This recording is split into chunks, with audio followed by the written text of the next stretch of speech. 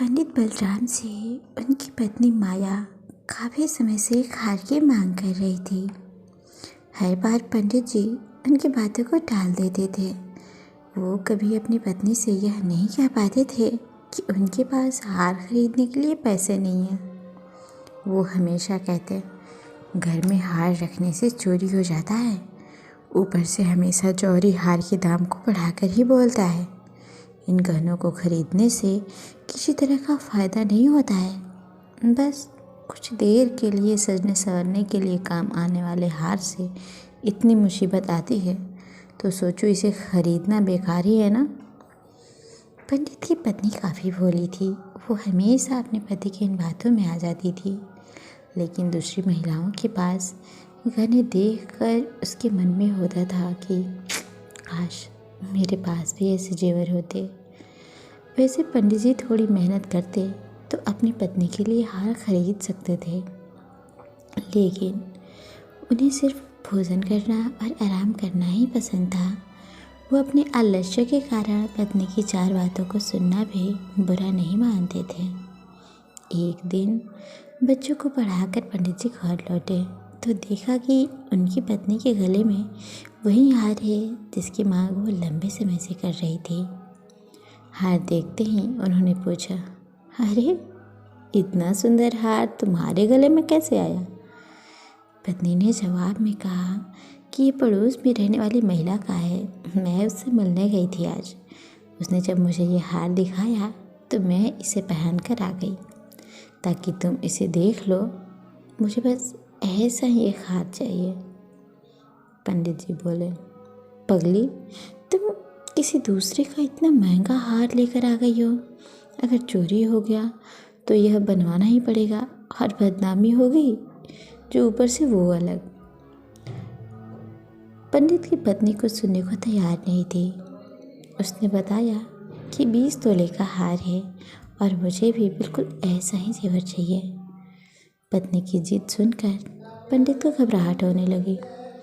तभी पत्नी बोली, जब सारी महिलाएं ऐसे हार पहनती हैं तो मैं आखिर क्यों नहीं पहन सकती? गुस्से में पंडित जी बोल पड़े, सब लोग कुएं में कूदेंगे तो क्या तुम भी कुएं में कूद जाओगी? ऐसा नहीं होता है कि जो दूसरे करे उसे हम भी करें। फिर पंडित जी ने दिमाग लगाकर अपनी पत्नी को बताया कि देखो, इस हार की कीमत आने वाले समय में घट जाएगी। अगर आज इसे मैंने 1000 मिल लिया तो 1 साल बाद यह 600 रुपये का हो जाएगा और फिर 5 साल में इसकी कीमत सिर्फ 300 ही रहेगी। तो यह काफ़ी बड़ा नुकसान है और इसे सहकर मैं हार नहीं खरीद सकता। तुम जल्दी से इस हार को वापस कर दो। इतना कहकर पंडित जी घर से बाहर की ओर निकल गए। उसी रात माया ने एक चोर को अपने घर में देखा। वो चिल्लाने लगी। जब पंडित जी ने कहा कि क्या हुआ तो वो बोली, मैंने अभी एक परछाई को देखा है। वो घर के अंदर गया है। वो पक्का चोर ही है।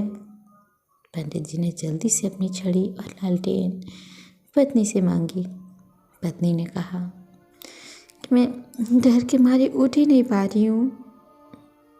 तभी बाहर से कुछ लोग आ गए और उन्होंने पंडित जी से पूछा, क्या हुआ? घर में चोरी हो गई है क्या? पंडित की पत्नी माया बोली, नहीं, वो ऊपर छत से नीचे की ओर कूदा था और फिर हमारे बिस्तर के पास से तेजी से आगे भागा। मैंने उसकी परछाई देखी थी। तभी माया ने अपना हाथ गर्दन की ओर फिराया तो उससे पता चला कि पड़ोसन का वो हाथ उसके गले से गायब है। हे भगवान कहकर वो अपना सिर पीटने लगी। पंडित बलराम शास्त्री ने पूछा, तुम उस हार को उतार कर क्यों नहीं सोई थी? समी सी आवाज़ में माया बोली कि मुझे क्या पता था कि आज ही घर में इतनी बड़ी मुसीबत आ जाएगी। तभी पंडित जी ने कहा, कहता था ना कि जेवर सब मुसीबत ही लेकर आते हैं। आज समझ में आया तुम्हें या नहीं? पंडित के पड़ोसियों ने तब तक पूरा घर छान मारा लेकिन कोई चोर नहीं दिखा। छत पर भी देखा पर कुछ हाथ न लगा।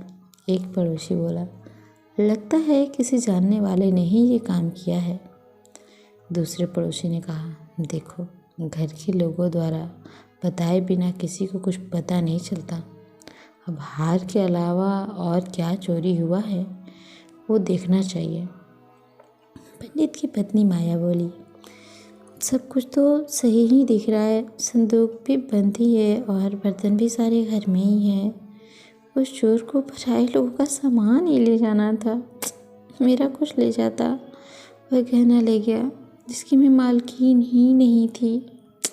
अब हार का मज़ा आ गया न तुम्हें? कितना समझाया, लेकिन तुम्हें कुछ समझ आए तब ना बात बने। तंज मारते हुए पंडित जी ने कहा। माया बोली, पूरे 20 तोले का था। अब कह दूंगी उसे कि चोर ले गया, जो लेगी हार के बदले ले ले।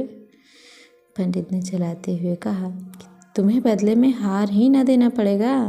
पत्नी ने पूछा, इतना पैसा तो है नहीं, इसका इंतजाम कैसे होगा?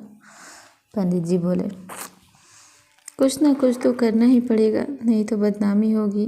तुमने उसका गहना रखकर बहुत बड़ी भूल कर दी है। माया ने दुखी होते हुए कहा, मेरा भाग्य ही खराब है जी। दूसरों की चीज़ गले में डालकर मुझे क्या सुख मिला था कि मैं उसे पहनकर ही सो गई। उसके पति ने कहा कि अब खुद को दोष मत दो, देखते हैं कुछ ना कुछ कर ही लेंगे। पड़ोसी से कह देना कि जल्दी उसका हार उन्हें मिल जाएगा। इतना कहने के बाद पंडित सोचने लगे कि आखिर ऐसा क्या करे कि उस हार की कीमत का पैसा जुट जाए। उसके बाद पंडित जी ने अपने ज्ञान से धन कमाना शुरू कर दिया। पंडित जी को उस हार की रकम चुकाने की इतनी चिंता थी कि उन्होंने दिन में सोना तक छोड़ दिया था। बच्चों को पाठशाला में पढ़ाने के बाद श्रीमद् भागवत की कथा करते और फिर लोगों की कुंडलियाँ सब देखते। इतना करते करते देर रात तक जागते और फिर सुबह पाठशाला में बच्चों को पढ़ाने के लिए चले जाते। इस तरह दिन रात एक करके उन्होंने 6 महीने तक किसी तरह से उस हार की रकम जितना पैसा कमा लिया। जैसे ही हार की रकम पूरी हुई, पंडित सीधे ठीक वैसे ही जेवर खरीद कर ले आए और अपनी पत्नी के सामने रख दिया। पंडित की पत्नी माया पहले तो हार देखकर बहुत खुश हुई। फिर उसने पंडित जी से पूछा कि आप गुस्से में दे रहे हैं क्या ये हार? जवाब में पंडित जी ने पूछा, गुस्से और नाराज़गी जैसी क्या बात है? उसका हार हमारे घर से गायब हुआ है, तो उधार तो चुकाना ही होगा ना। इतना सुनकर पंडित शास्त्री की पत्नी बोली, नहीं, ये उधार नहीं है। पंडित ने कहा, चलो उधार न सही, बदला तो है ना, जाओ उसे ये दे आओ। उसकी पत्नी बोली, नहीं नहीं, ये बदला भी नहीं है। गुस्से में पंडित जी ने पूछा, अब तुम ही बता दो कि क्या है ये। पत्नी माया ने कहा कि आपकी तरफ से मुझे दिया गया तोहफा और निशानी है। उस रात हार चोरी नहीं हुई थी, मैंने तो बस ऐसे ही शोर मचा दिया था। हैरान होते हुए पंडित जी ने सवाल किया, सही में? माया ने कहा, हाँ सच में। पंडित जी ने फिर सवाल पूछा, तो तू मेरा कौशल देखना चाहती थी? जैसे ही पत्नी ने जवाब हाँ में दिया, पंडित जी बोले, तुम्हें कोई अंदाज़ा नहीं है कि इस कौशल के लिए मुझे क्या सब मूल्य चुकाना पड़ा है? पत्नी ने मासूमियत से पूछा, 600 से भी ज़्यादा क्या? पंडित जी ने भारी मन से कहा, हाँ बहुत ऊपर। इस कौशल के लिए मुझे अपनी स्वतंत्रता तक को कुर्बान करना पड़ा। तो इस कहानी से हमें यह सीख मिलती है कि आलस्य में इंसान कई बार अपनों की इच्छा पूरी नहीं करता है, लेकिन जब उस पर जिम्मेदारी का भार पड़ता है तो वो उसे किसी भी तरीके से पूरा कर ही लेता है। सो फ्रेंड्स, आपको ये पंडित जी की कहानी कैसी लगी हमें कमेंट करके ज़रूर बताएं। चैनल पर नए हैं तो प्लीज़ चैनल को सब्सक्राइब भी ज़रूर कर लें। मिलते हैं ऐसे किसी दूसरी स्टोरी में, तब तक के लिए नमस्कार, प्रणाम, अपना ख्याल रखें, अपनों का ख्याल रखें, बाय बाय।